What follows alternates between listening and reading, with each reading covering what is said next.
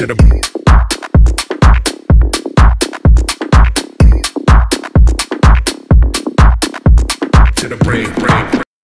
नमस्कार विद्यार्थी मित्रांनो, इन्फिनिटी इंजिनिअरिंग अकॅडमीच्या यूट्यूब चॅनलवरती मी प्रमोद देशकरी आपणा सर्वांचं स्वागत करतो।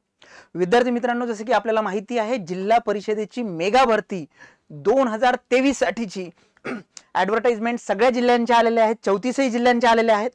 त्याच्यानंतर फॉर्म फिलिंग सुद्धा सुरू झालेला आहे। पण याच्यामध्ये बऱ्याचशा विद्यार्थ्यां मित्रांना प्रॉब्लेम्स हे आहेत की त्यांना अपुरी माहिती आहे। बऱ्याचदा काय होतं की मी 2019 चा फॉर्म भरला होता, त्यानंतर माझा जो एज होतं ते आता मी एज बार झालेलो आहे, तर मग माझ्यासाठी काय सुविधा आहे का, हा एक प्रश्न विद्यार्थ्यांच्या मनामध्ये आहे। जे नवीन विद्यार्थी आहे, ज्यांना माहिती नाही की एज क्रायटेरिया काय असतो जिल्हा परिषदेसाठी किंवा कुठल्याही सरळ सेवा भरती करता, यांच्यासाठी आपण हे सेशन घेतोय। त्याच्यानंतर बरेचसे आपले असे विद्यार्थी मित्र आहेत की जे दिव्यांग आहेत किंवा फिजिकली डिसेबल आहेत। मग अशा वेळेला त्यांच्यासाठी जे काही इन्फॉर्मेशन आयोग असेल किंवा रिक्रुटमेंट बॉडीज असेल हे वारंवार देत असतं, पण ती शासकीय भाषा असल्यामुळे बऱ्याचदा विद्यार्थी मित्रांच्या मनामध्ये अजून संभ्रम होतो ते वाचल्यानंतर। तर अशासाठी आपण हे एक्सप्लेनेटरी सेशन सुरू केलेलं आहे। विद्यार्थी मित्रांनो, या सेशन मध्ये आपण जिल्हा परिषद मेगा भरती 2023 साठीची वयोमर्यादा काय आहे आणि जे दिव्यांग व्यक्ती आहेत त्यांच्यासाठी पात्रता काय आहे, त्यांना जर लेखनिक पाहिजे असेल, रायटर पाहिजे असेल तर त्याचे क्रायटेरिया काय आहे, ते कुठे मेन्शन करायचं, अशा सगळ्या गोष्टी आपण या सेशन मध्ये जाणून घेणार आहोत। ऑडिओ व्हिडिओ क्लिअर आहे की नाही ते मेन्शन करा, त्यानंतर शेवटपर्यंत हा व्हिडिओ बघा। सगळी माहिती, जरी स्पेसिफिकली तुमच्यापैकी कोणी फिजिकली हँडिकॅप मध्ये मोडत नसेल, पण तरी तुमचे मित्र असतील, तुमचे कोणी रिलेटिव्ह असतील, त्यांच्यासाठी हे सेशन उपयोगाचं होणार आहे। ओके, चला तर सुरू करूया वयोमर्यादापासून। तर एज क्रायटेरिया आता वेगवेगळ्या, ज्याला म्हणतो आपण की एज क्रायटेरिया वारंवार त्याच्याशी निगडित काही GR हे आलेले असतात आणि त्या GRच्या माध्यमातून आपण हायलाइट करत असतो। ते एक नॉर्मल जे आहे ओपन कॅटेगरीसाठी आणि 5 वर्षाचं रिलॅक्सेशन हे तुमच्या कॅटेगरीच्या विद्यार्थ्यांसाठी। तर हे ते जिल्हा परिषदेमध्ये जर ओपन कॅटेगरीचा एखादा विद्यार्थी असेल, खुला प्रवर्ग ज्याला म्हणतो आपण, तर त्याची किमान वयोमर्यादा 18 हे तर असणं म्हणजे नियमाला धरूनच आहे। पण जी कमाल वयोमर्यादा अप्पर लिमिट जी आहे ती 38 इयर्स आहे। 38 वर्ष ज्यांचं आहे, फॉर्म फिलिंगची डेट 25 ऑगस्ट आहे 2023, तर त्यांनी त्या दिवसापर्यंतच हे मेन्शन केलेलं आहे। आता इथे त्यांनी म्हटलेलं आहे की सुधारित वयोमर्यादा जी आहे 3 मार्च 2023 अन्वये सुधारित वयोमर्यादा ही 40 केलेली आहे ओपन कॅटेगरी साठी। हे जिल्हा परिषदेच्या जे ॲडव्हर्टाइजमेंट आहे त्याच्यामधलं हे कट पेस्ट आहे, त्याच्यामुळे ॲज इट इज आपण घेतले विद्यार्थी मित्रांनो, इथे 40 वर्षापर्यंत सुधारित वयोमर्यादा दिलेली आहे। त्यानंतर जर मागासवर्गीय उमेदवार असेल, कॅटेगरीशी बिलॉंग करत असेल, मिनिमम 18 आणि अगोदरचं वयोमर्यादा 43 होतं, म्हणजे 5 वर्षाचा डिफरन्स होता इथे। आता 40 वरती 5 वर्ष म्हणजे 45 वर्षापर्यंत सुद्धा ते फॉर्म फिल करू शकतात जे कॅटेगरीचे विद्यार्थी आहेत। जर विद्यार्थी दिव्यांग कॅटेगरीचा फिजिकली हँडिकॅप असेल तर मिनिमम 18, अगोदर ते 45 होतं, 2 वर्षांनी रिलॅक्सेशन दिलं, याच्यामध्ये ते 47 वर्ष झालेलं आहे।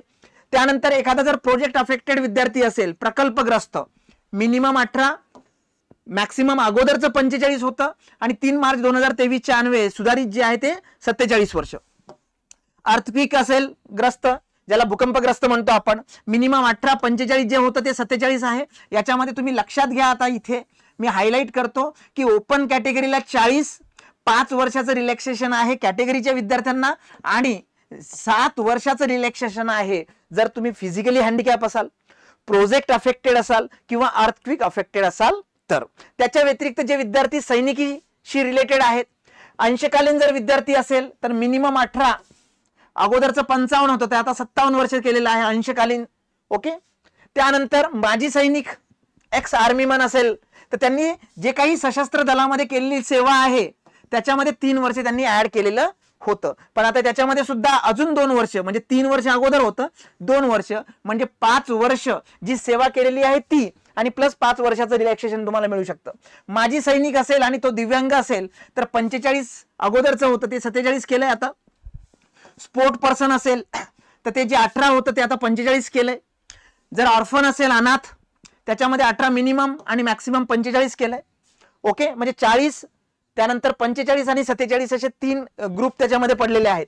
आणि जर स्पेसिफिकली स्वातंत्र्य सैनिकाचे पाल्य, 1991चे जनगणना कर्मचारी, 94 नंतरचे निवडणूक कर्मचारी, शासकीय कर्मचारी, जिल्हा परिषद कर्मचारी यांच्यासाठी सुद्धा मॅक्सिमम जे एज लिमिट आहे ते 47 आहे. म्हणजे माझ्या अंदाजानुसार जे विद्यार्थी अजूनही या इंटेन्शन मध्ये किंवा एनर्जी मध्ये आहे की मला ही पोस्ट घ्यायची आहे ते तर नक्कीच या कॅटेगरीमध्ये बसतील. ओके, तर तुम्ही फॉर्म भरायला काही हरकत नाही विद्यार्थी मित्रांनो. तर हे सगळे एज क्रायटेरिया होतं.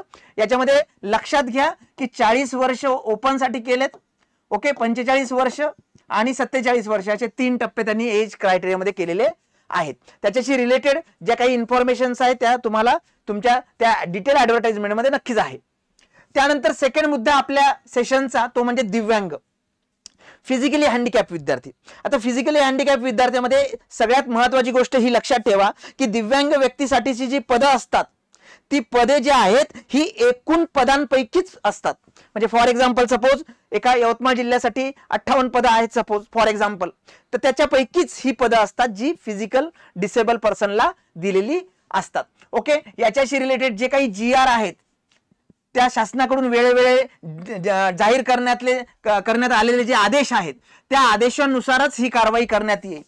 इथे बघा, दिव्यांग व्यक्तीसाठी असलेली पदे भरावयाच्या एकूण पदसंख्येपैकी असतील. ते काही सेपरेट स्पेशल पद नसतील की बाबा रे हे एवढे आहेत आणि त्याच्यामध्ये ऍड हे वेगळे दिव्यांग नाही.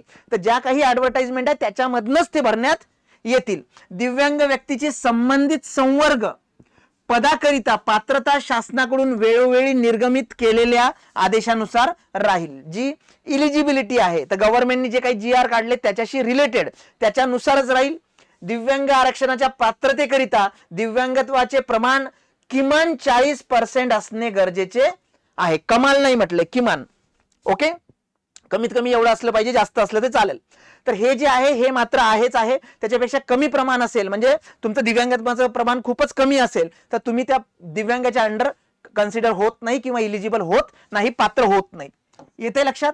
तर हेच शब्द वापरलेले त्यांनी जे ग्रामसेवक वगैरे आहे त्याच्याबद्दल. ठीक आहे, तर विद्यार्थी मित्रांनो हे महत्वाचे हायलाइट्स आहेत. त्याच्या व्यतिरिक्त दिव्यांग व्यक्तीकरिताचे आरक्षण एकूण समांतर आरक्षण आहे. दिव्यांगासाठी आरक्षित पदावर गुणवत्तेनुसार निवड झालेल्या उमेदवारांचा समावेश उमेदवार ज्या सामाजिक प्रवर्गाचा आहे त्या सामाजिक प्रवर्गातून करण्यात येईल. याचा अर्थ असा होतो की एखादा दिव्यांग व्यक्ती आहे किंवा विद्यार्थी आहे आणि तो त्याचा कट ऑफ जर एखाद्या कॅटेगरीनुसार लागला तर तो त्या कॅटेगरी मधनच कन्सिडर होईल. म्हणजे त्याचा एक दुसरा दिव्यांग व्यक्ती जो आहे तो तिथे येईल. येते लक्षात? सर्वसाधारण उमेदवाराप्रमाणे तसेच प्रचलित नियमाप्रमाणे दिव्यांग उमेदवारांना देण्यात आलेल्या सवलतीचा लाभ न घेता एखाद्या पदावर निवड झाली असेल अशा दिव्यांग उमेदवाराची गणना दिव्यांगासाठी आरक्षित पदावर करण्यात येत नाही व दिव्यांगासाठी आरक्षित पद हे इतर दिव्यांग उमेदवारांकडून भरण्यात येईल. या दोन्ही स्पेसिफिक सेंटेन्सचं मी कॉन्क्लुजन सांगतो. एखादा विद्यार्थी आहे तो दिव्यांग आहे, त्यांनी तिथे फील सुद्धा केलंय. कशामध्ये की मी दिव्यांग आहे म्हणून तिथे अप्लाय करताना त्यांनी दिव्यांग मधून अप्लाय केलंय, पण त्याचा कट ऑफ त्याच्या कॅटेगरीचा फॉर एक्झाम्पल ओबीसीचा विद्यार्थी आहे, दिव्यांग आहे, ठीक आहे, आणि त्यांनी ओबीसीच्या जनरल ओपन जनरलच्या मेरिटला किंवा त्या कट ऑफ मध्ये तो आलाय तर त्याला समांतर आरक्षणामध्ये ओपन मध्ये किंवा जनरल मध्ये टाकण्यात येईल त्याच्या कॅटेगरीमध्ये असेल तर.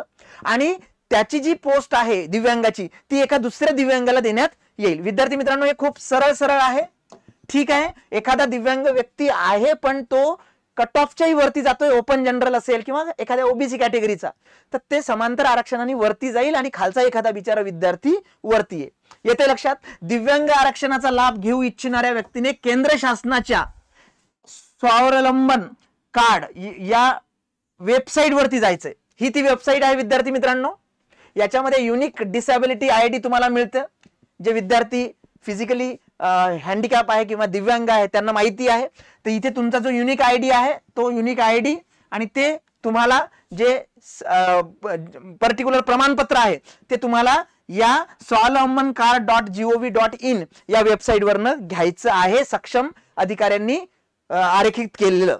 ओके, दिव्यांग उमेदवार एखाद्या सामाजिक प्रवर्गातून असल्यास संबंधित सामाजिक प्रवर्गामध्ये गुणवत्तेनुसार निवडीसाठी पात्र ठरण्यासाठी व परीक्षा शुल्कामधील सवलत संबंधित जातीचे वैध कालावधीचे नॉन क्रिमिलियर लागू असल्यास प्रमाणपत्र सादर करणे आवश्यक आहे.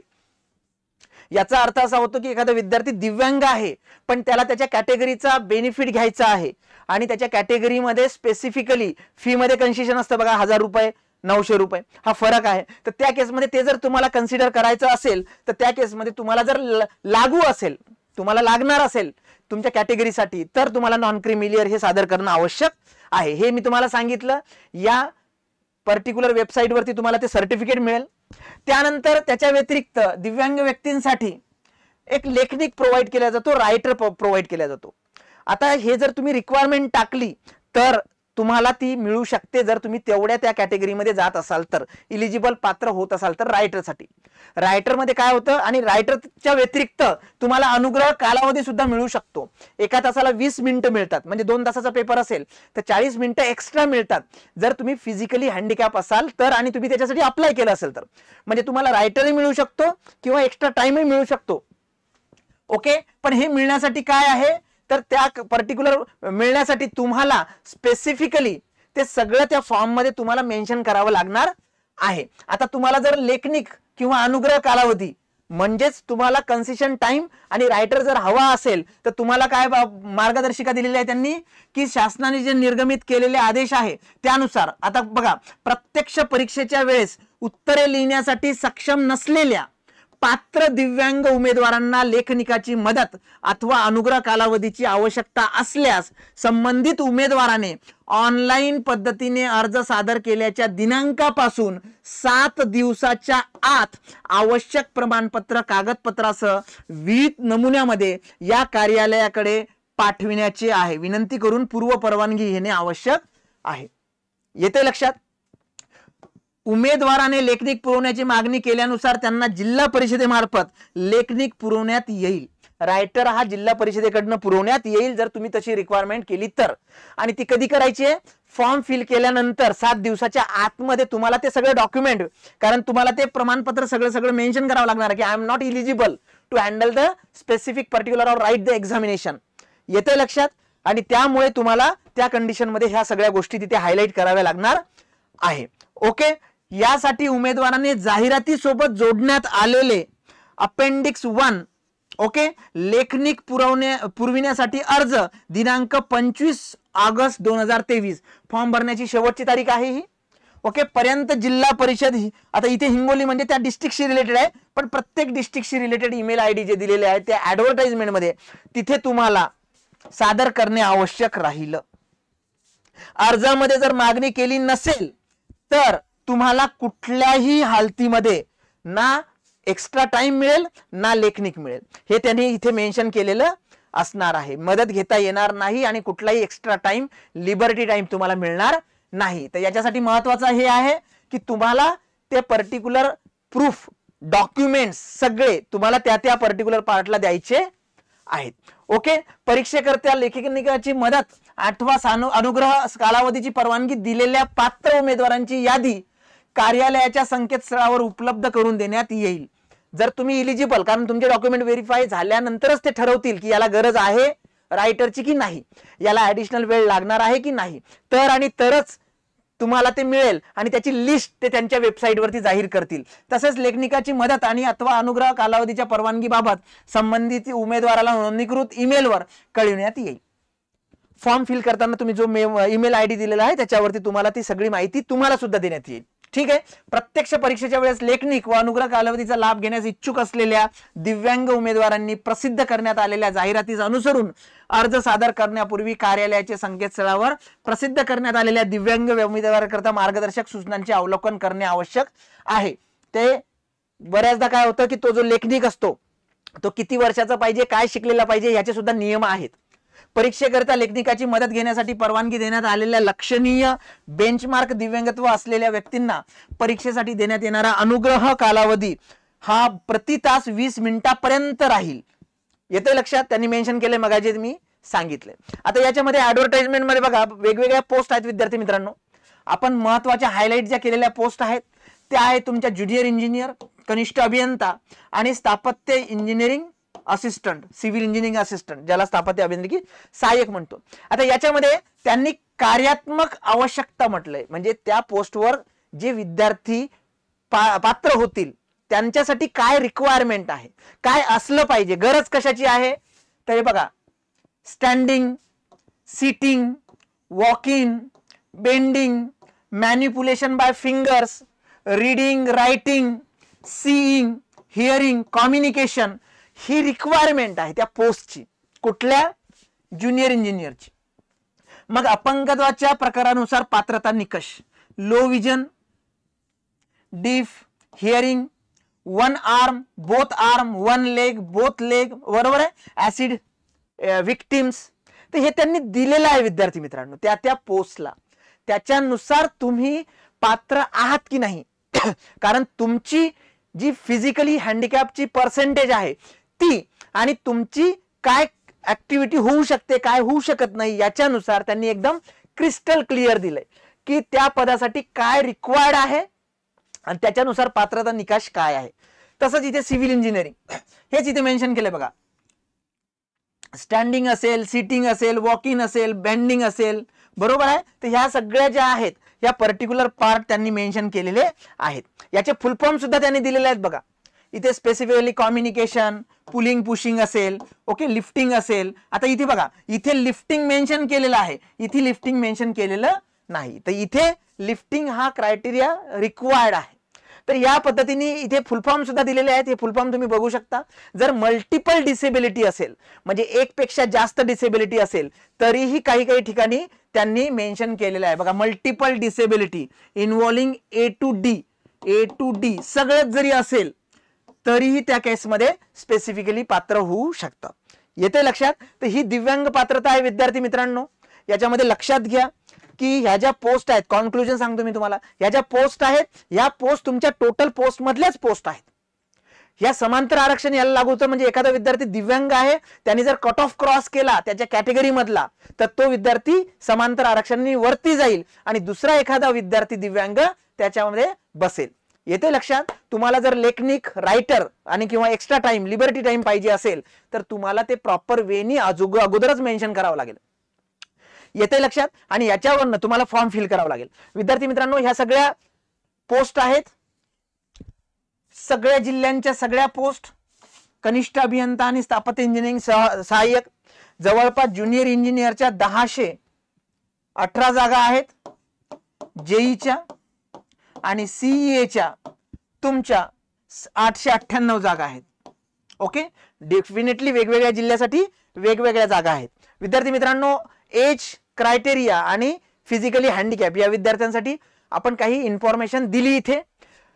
जिल्हा परिषद भरतीसाठी नॉन टेक्निकलचं बेस्ट बुक, मराठी बौद्धिक चाचणी, इंग्लिश सामान्य ज्ञान, कम्प्लीट TCS IBPS अभ्यासक्रमावर आधारित आणि एक्झामचा पॅटर्न लक्षात घेऊन हे संपूर्ण मार्गदर्शक जवळपास 1000+ अतिसंभाव्य प्रश्न आहे त्याच्यामध्ये.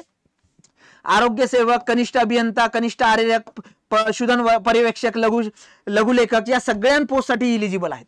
आणि तसंच टेक्निकल साठी ज्युनियर इंजिनियर साठी हे बेस्ट पुस्तक आहे ज्याच्यामध्ये झेडपीच्या जुन्या प्रश्नांचा सुद्धा समावेश आहे. विद्यार्थी मित्रांनो हे दोन्ही पुस्तकं आमच्या ड्रीमपाथ या पब्लिकेशन स्टोअरवर आणि महाराष्ट्रातल्या सगळ्या वेल सेल्ड ज्याला आपण बुक स्टोअर्स म्हणतो तिथे अवेलेबल आहे. नागपूर आणि पुण्याच्या ब्रँचेसला अवेलेबल आहे. नागपूरला आपल्या इन्फिनिटी अकॅडमीचं टोपा स्क्वेअरला जे सेंटर आहे तिथे आणि पुण्यामध्ये मानकरवाड्याला सुद्धा तुम्हाला हे ब्रँचवर मिळेल. विद्यार्थी मित्रांनो तुम्हाला जर एक्झाम साठी प्रिपरेशन करायचं असेल तर ऑनलाईन बॅच साठी ऍडमिशन ओपन आहे. तसेच नागपूर आणि पुण्यासाठी 8 ऑगस्ट पासून बॅच सुरू होतीये. विद्यार्थी मित्रांनो तुम्ही ह्या बॅचला ऍडमिशन घेऊ शकता. तुम्हाला या दिलेल्या क्रमांकावरती तुम्ही कॉल करू शकता. ओके, तर विद्यार्थी मित्रांनो आमचा जो IVR नंबर आहे 788781 आणि 1411 आणि त्याच्या व्यतिरिक्त 9699897070 याच्यावरती तुम्ही कॉल करू शकता. तुम्हाला सगळी माहिती दिली जाईल विद्यार्थी मित्रांनो. ओके, तर लक्षात घ्या तुम्हाला या पर्टिक्युलर टॉपिक साठी काहीही मदत लागली तर आमच्या IVR वरती कॉन्टॅक्ट करा. ओके, जर हे सेशन आवडलं असेल आणि इन्फॉर्मेटिव्ह वाटलं असेल तर तुमच्या सगळ्या मित्रांना ही शेअर करा लिंक आणि आमच्या YouTube चॅनलला सबस्क्राईब करा, बेल आयकॉन प्रेस करायला विसरू नका म्हणजे असेच अपडेट तुम्हाला मिळतील. Thank you very much.